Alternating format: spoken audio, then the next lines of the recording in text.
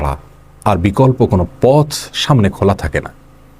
এ ধরনের পরিস্থিতিতে আল্লাহ রাব্বুল আলামিনের কাছে আমাদের মনের একান্ত কামনা বাসনাগুলোকে পূরণ করবার জন্য একটি বিশেষ পথ বাতলেছেন আমাদেরকে প্রিয় নবী সাল্লাল্লাহু আলাইহি ওয়াসাল্লাম, আর সেটি হলো ইসমে আযম।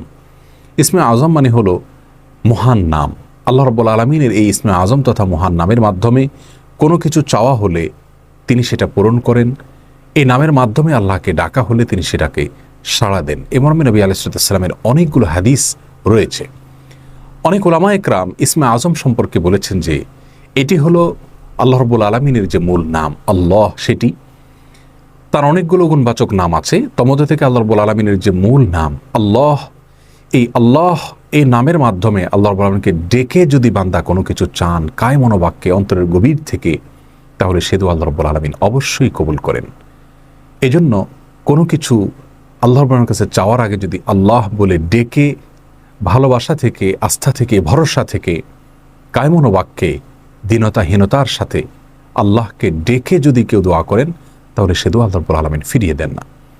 ইসমে আযম সম্পর্কে আরও নির্দিষ্ট করে আমরা নবী আলাইহিস সালামের যে হাদিসটি দেখতে পাই, সেটি তিরমিজিতে বর্ণিত হয়েছে, আরও বিভিন্ন হাদিসের কিতাবে বর্ণিত হয়েছে। সে হাদিস সম্পর্কে বিশ্ববিখ্যাত হাদিসবিদ হাফিজ ইবনে হাজার আল আসকালানী রাহিমাহুল্লাহ ফাতহুল বারীতে লিখেছেন যে ইসমে আযম সম্পর্কে সবচেয়ে বিশুদ্ধতম হাদিস হলো এটি। আর সেটি হলো এই যে বুরায়দা রাদিয়াল্লাহু আনহু বর্ণনা করেছেন, এক ব্যক্তি নামাজের মধ্যে একবার কিছু বাক্য বলে উঠলেন। নবী সাল্লাল্লাহু আলাইহি সাল্লাম তার কথাগুলো শুনলেন। তিনি বলে উঠলেন, আল্লাহুম্মা ইন্নী আসআলুকা বিআন্নী আশহাদু আন্নাকা আনতাল্লাহ লা ইলাহা ইল্লা আনত আল আহাদুস সামাদ আল্লাযী লাম ইয়ালিদ ওয়া লাম ইউলাদ ওয়া লাম ইয়াকুল লাহু কুফুয়ান আহাদ। তার মুখে বাক্যগুলো শুনে নবী আলাইহিস সালাম বলেছেন, নিশ্চয়ই এই লোকটি ইসমে আযম পাঠ করেছে। ইসমে আযমের মাধ্যমে আল্লাহ রাব্বুল আলামিনের কাছে কোনো কিছু চাওয়া হলে তিনি সেটা ফিরিয়ে দেন না। এর মাধ্যমে আল্লাহকে ডাকলে তিনি অবশ্যই তাতে সাড়া দেন। এই হাদিসের ভিত্তিতে অনেক মুহাদ্দিসিন ইকরাম বলেছেন এটি হলো সেই দোয়া যেটাকে ইসমে আযম বলা হয়, যার মাধ্যমে এটি পাঠ করার পর আল্লাহর কাছে কোনো কিছু পেশ করলে সেটাকে অবশ্যই আল্লাহ তাআলা পূরণ করেন। মনের যে কোনো ভালো আশা আল্লাহ তাআলা পূরণ করে থাকেন। দোয়াটি আবারও বলছি, আল্লাহুম্মা ইন্নী আসআলুকা বিআন্নী আশহাদু আন্নাকা আনতাল্লাহ লা ইলাহা ইল্লা আনত আল আহাদুস সামাদ আল্লাযী লাম ইয়ালিদ ওয়া লাম ইউলাদ ওয়া লাম ইয়াকুল লাহু কুফুয়ান আহাদ। যার অর্থ হলো, হে আল্লাহ, আমি আপনার কাছে প্রার্থনা করছি এই মর্মে যে, এই জন্য যে, এই ভিত্তিতে যে আমি সাক্ষ্য দেই আপনি আল্লাহ, আপনি ছাড়া সত্যিকারের কোনো মাবুদ নেই, আপনি কারো মুখাপেক্ষী নন, আপনি একক, এবং আপনি কাউকে জন্ম দেননি, আপনাকেও কেউ জন্ম দেয়নি, এবং আপনার সমকক্ষ আর কেউ হতে পারে না।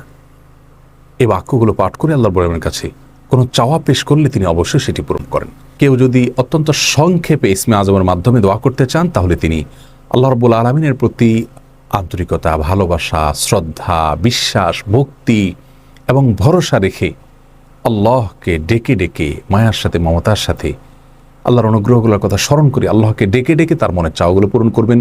এটা হবে ইসমে আযমের সবচেয়ে ছোট ভার্সন। আর যদি কারোর হাতে সময় থাকে, তাহলে তিনি ইসমে আযমের যে দোয়াটি আমরা কথা বলেছি, আল্লাহুম্মা ইন্নী আসআলুকা বিআন্নী আশহাদু আন্নাকা আনতাল্লাহ লা ইলাহা ইল্লা আনত আল আহাদুস সামাদ আল্লাযী লাম ইয়ালিদ ওয়া লাম ইউলাদ ওয়া লাম ইয়াকুল লাহু কুফুয়ান আহাদ। এই দোয়াটা তিনি পাঠ করবেন, করে আল্লাহর কাছে তার চাওয়া পেশ করবেন। জীবনের কঠিন মুহূর্তগুলোতে বিশেষ করে এই ইসমে আযম পাঠ করে আল্লাহর কাছে দোয়া করব, সেটা অবশ্যই আল্লাহ তাআলা কবুল করবেন যদি দোয়ার মৌলিক শর্তগুলো আমরা পূরণ করে থাকি। হালাল বক্ষণ করা, কায় মনোবাক্যে